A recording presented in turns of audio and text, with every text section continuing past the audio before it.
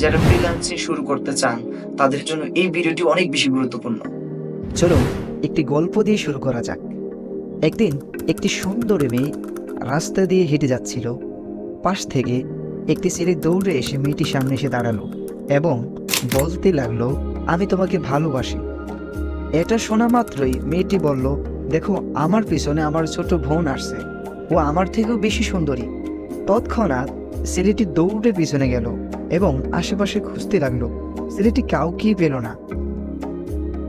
তখন সুন্দরী মেয়েটির সামনে ছেলেটি এসে বলতে লাগলো, কই আমি তো কাউকেই পেলাম না। তখন সুন্দরী মেয়েটি বলল, তুমি যদি আমাকেই ভালোবাসতে, আমি যদি স্বর্গের হরির কথাও তোমাকে বলতাম, তাহলে তুমি কখনোই পিছনে যেতে না। আসলে তুমি ভালোবাসতেই জানো না। আমি এই গল্পটি কেন বললাম আপনারা বুঝতে পারবেন। আমরা অনেকে ফেসবুক বা বিভিন্ন গ্রুপে বা ইউটিউবে দেখে থাকি যে ফ্রিল্যান্সিং করে লাখ লাখ টাকা আয়, ফ্রিল্যান্সিং করে এত $1000 আয়, ফ্রিল্যান্সিং করে এই ব্যক্তি সফল, ফ্রিল্যান্সিং করে ওই ব্যক্তি সফল, ফ্রিল্যান্সিং করে এই মহিলাটি সফল।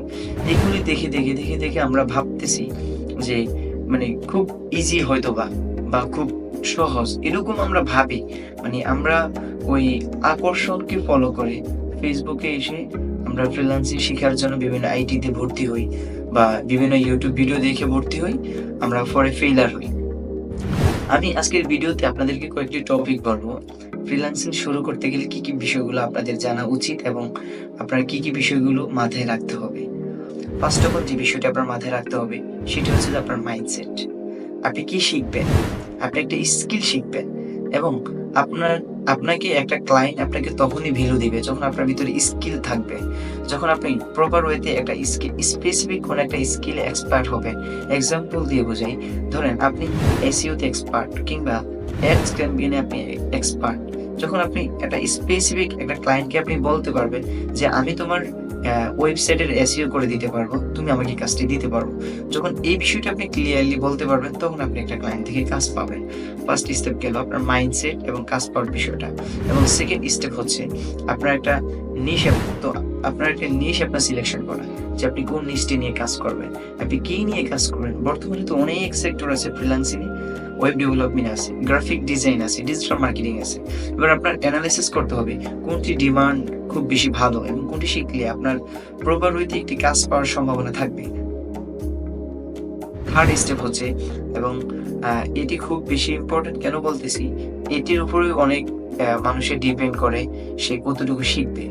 আপনি চাইলে ইউটিউব থেকেও শিখতে পারেন, বাট আপনার একটা আইটি সিলেকশন করা খুব বেশি জরুরি, যে আইটি থেকে আপনি ভালো গাইডলাইন পাবেন, যারা টপ রেটেড ফ্রিল্যান্সার থাকবে তাদের থেকে আপনি সাপোর্ট পাবেন।